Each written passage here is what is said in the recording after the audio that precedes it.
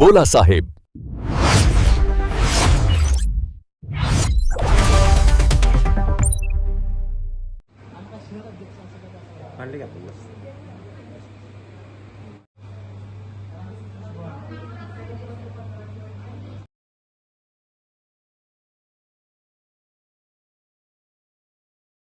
लागण आकार शिवरायांच्या बुद्धीचा लागण आकार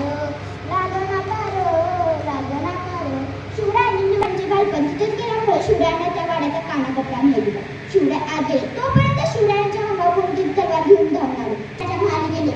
शिवराय घाबरला आणि म्हणतो कसा सैतान सैतान सैतान करून शिवरायांनी पळू लागला आणि शाहिस्तेखान उडी टाकण्यास तोपर्यंत शिवरायांनी द्वार केले. शाहिस्तेखानाची 3 बोटे कापली गेली.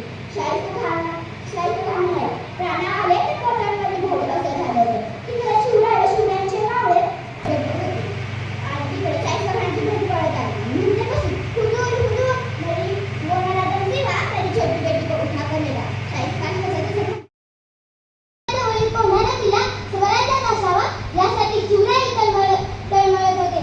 कोंढाण्यावरील मुघलांचा भय ही बाब शिवरायांच्या आणि जिजाबाईंच्या मन पारंपरिक शिवजयंती उत्सव 2026 कराड शहर आयोजित शिवजयंती उत्सवाच्या निमित्तानं हिंदू एकता आंदोलन आयोजित वक्तृत्व तसेच कथाकथन स्पर्धेचं आज उद्घाटन झालं. आज दिवसभर ही स्पर्धा चालू राहील. त्या स्पर्धेला चांगल्या पद्धतीनं प्रतिसाद मिळाला. छत्रपती शिवरायांच्या जीवनावर वक्तृत्व स्पर्धा याचं आयोजन विनुताई हॉलमध्ये करण्यात आलं. यामध्ये 4थी ते 10वी या विद्यार्थ्यांनी भाग घेतलेला आहे. या स्पर्धेच्या माध्यमातून अनेक वक्ते या समाजाच्या पुढे येतील. स्पर्धा ही निमित्त आहे, परंतु समाजामध्ये छत्रपती शिवरायांच्या विचाराची पिढी घडावी, शिवरायांच्या विचाराची रक्तगटाची पिढी घडावी या दृष्टिकोनातून हा एक हिंदू एकता आंदोलनाचा प्रयत्न आहे.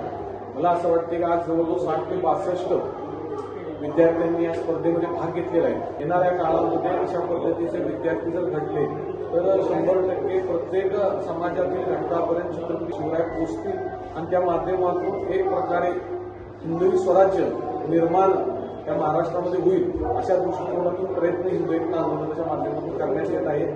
आज ज्या स्पर्धकांनी भाग घेतलाय ते स्पर्धक भविष्य काळातली ही भावी पिढी हिंदुत्वादी निर्माण होईल अशा दृष्टिकोनातून हिंदू एकता आंदोलनाचा प्रयत्न आहे. बोला साहेब.